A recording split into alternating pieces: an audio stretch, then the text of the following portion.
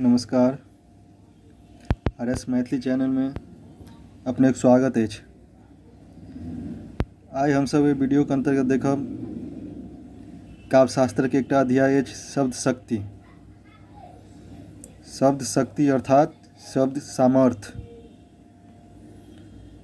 कवि के काव्य रचनाक लेल शब्द शक्ति रहब आवश्यक अछि। शब्द के काव्यक शरीर कहल गेल अछि। एक वा एक से अधिक वर्णक मेल से जे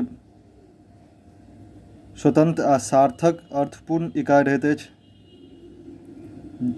तकरा शब्द कहल जाइत अछि।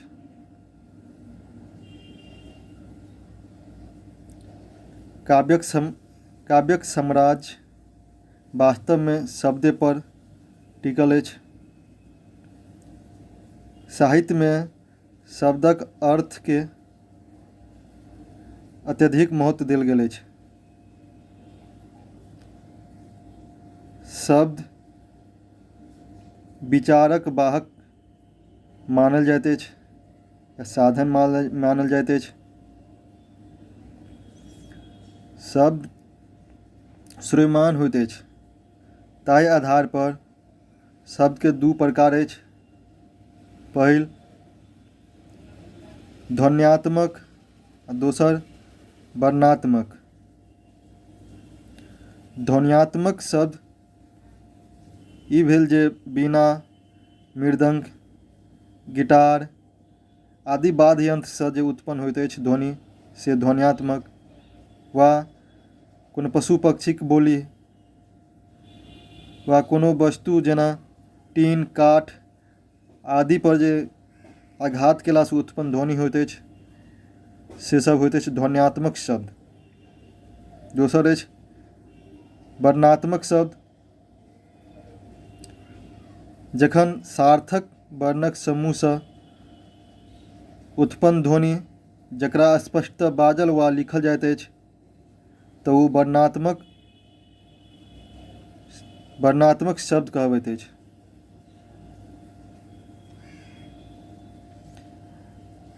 वर्णात्मक शब्द के सेहो तीनटा भेद अछि। वाचक शब्द, लक्षक शब्द और व्यंजक शब्द। वर्णात्मक शब्द भऽ गेल, एके तीनटा अछि, वाचक शब्द, लक्षक शब्द और व्यंजक शब्द। वाचक शब्द जाहि शब्द के श्रवण मात्र से शब्दक अर्थ स्पष्ट भऽ जाइत अछि से वाचक शब्द अछि। जेना जातिवाचक शब्द में के लेल भेल मनुष्य, घोड़ा, नदी, पहाड़। एहि सब शब्द के सुनते मात्र के अर्थ स्पष्ट भऽ जाइत अछि। दोसर अछि गुणवाचक। हरियर, घास के लेल हरियर गुण प्रयोग कयल जाइत अछि। उदार मनुष्य के लेल, भ्रष्ट भेल मनुष्य के लेल। ई सब छोट पैघ सब गुणवाचक शब्द अछि। ओ सब शब्द के सुनते मात्र अर्थ स्पष्ट भऽ जाइत अछि। गुणवाचक शब्द के तेसर भेद अछि क्रियावाचक। क्रियावाचक जेना हँसब, बाजब, चलब, नाचब, गायब। ई सब भऽ गेल क्रियावाचक शब्द। इहो सब शब्द के सुनते मात्र अर्थ स्पष्ट भऽ जाइत अछि। चारिम भऽ गेल द्रव्यवाचक शब्द। द्रव्यवाचक शब्द जेना तेल, घी, लोहा, अनाज। ई सब भेल द्रव्यवाचक शब्द। इहो सब शब्दक अर्थ सुनते मात्र अर्थ स्पष्ट भऽ जाइत अछि। दोसर भेल लक्षक शब्द।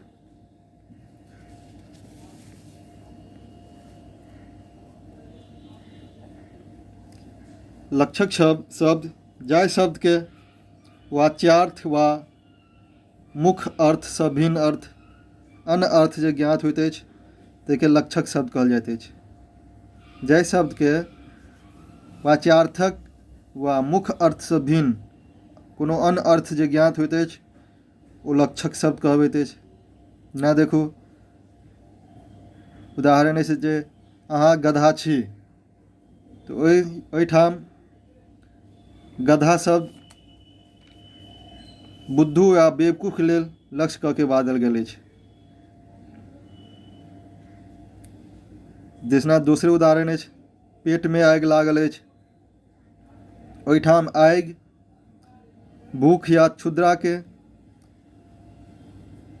भूख के लेल लक्ष्य कऽ के बाजल गेल अछि, तो ई सब भेल लक्षक शब्द। तेसर अछि वाचक शब्द। ओहिठाम अछि वाचक शब्द, तो व्यंजक शब्द के व्यंजक शब्द। तेसर अछि व्यंजक शब्द। व्यंजक शब्द के प्रतिमान वा प्रकाशमान शब्द सेहो कहल जाइत अछि। व्यंजक शब्दक काव्यशास्त्र में अत्यंत महत्वपूर्ण स्थान अछि। काव्य में व्यंजक शब्दक प्रयोगकर्ता कवि के अत्यंत विशिष्ट आ प्रतिभा संपन्न कवि के रूप में गणल जाइत अछि। जेना व्यंजक शब्द में लिअ, मरु में जीवन दूर छै। मरु में जीवन दूर छै। मरु माने भेल मरुस्थल में जीवन। जीवन के दूटा अर्थ ओहिठाम भऽ जायत, प्राण और जल। तो ओहिठाम जीवन में अर्थ प्रयोग कयल जायत। मरु में जीवन दूर छै में माने अर्थात मरुस्थल में जल दूर छै, माने मरुस्थल में जल आसानी से नहीं मिलैत अछि, तो एक अर्थ में प्रयोग भेल अछि। तो ओहिठाम प्राण के रूप में जीवन के प्रयोग नहीं अछि। व्यंजक तऽ ओहिठाम जीवन व्यंजक शब्द भऽ गेल। दोसर उदाहरण अछि, तरु पर द्विज बैस कऽ कहै लागल। तरु पर द्विज बैस कऽ कहै लागल, तो एहिठाम द्विज के अनेक शब्द अछि, जेना भेल पक्षी, ब्राह्मण, चंद्रमा, ई सब द्विज के अर्थ अछि। लेकिन तरु पर द्विज बैस कऽ, तऽ तरु माने गाछ, गाछ पर ब्राह्मण बैठ कऽ या पंडित बैठ कऽ कुछ नहीं कह सकै अछि। चंद्रमा, गाछ पर तरु पर चंद्रमा नहीं बैस सकै अछि। तऽ एहिठाम तरु के अर्थ भऽ गेल, तरु के अर्थ भऽ जायत तरु पर द्विज बैस के, तो ओहिठाम द्विज के अर्थ भऽ गेल पक्षी के रूप में। तो द्विज जे है, द्विज व्यंजक शब्द के रूप में प्रयोग भेल अछि पक्षी के लेल। तेसर अछि उदाहरण, मधु मुदित कयलक कोकिल के। मधु के फेर कएटा अर्थ होइत अछि, जेना मिठाई, शराब, दैत, बसंत, ई सब अछि। तऽ कोकिल माने कोयल के, मुदित माने प्रसन्न, नहीं शराब कऽ सकैत अछि, नहीं मिठाई कऽ सकैत अछि, नहीं दैत। तऽ ओहिठाम मधु व्यंजक शब्द के रूप में प्रयोग भेल अछि बसंत के लिए। तैं एहिठाम अछि कहल मधु मुदित कयलक कोकिल के, अर्थात बसंत मुदित कयलक कोकिल के अर्थ में प्रयोग भेल अछि। आगाँ अछि शब्द शक्ति। वर्णक समूहक अनुसार शब्दक 3टा प्रकार अछि। तहिना शब्द शक्तिक सेहो 3टा भेद अछि। 3 रंग के वर्ण अछि वाचक शब्द। शब्द शक्तिक 3टा भेद अछि। शब्द भऽ गेल 3टा, तऽ ओकर शक्तियो अछि, शब्द शक्तियो अछि 3टा। वाचक शब्दक लेल अभिधा शब्द शक्ति, लक्षक शब्द के लेल लक्षणा शब्द शक्ति, और व्यंजक शब्द के लेल व्यंजना शब्द शक्ति। अभिधा शब्द शक्ति जाय शक्ति सँ शब्दक समान प्रचलित अर्थक बोध होइत अछि, तकरा अभिधा शब्द शक्ति कहल जाइत अछि। अभिधा शक्ति कोनो शब्दक मुख्य वा प्रथम शक्ति अछि। दोसर अछि लक्षणा शब्द शक्ति।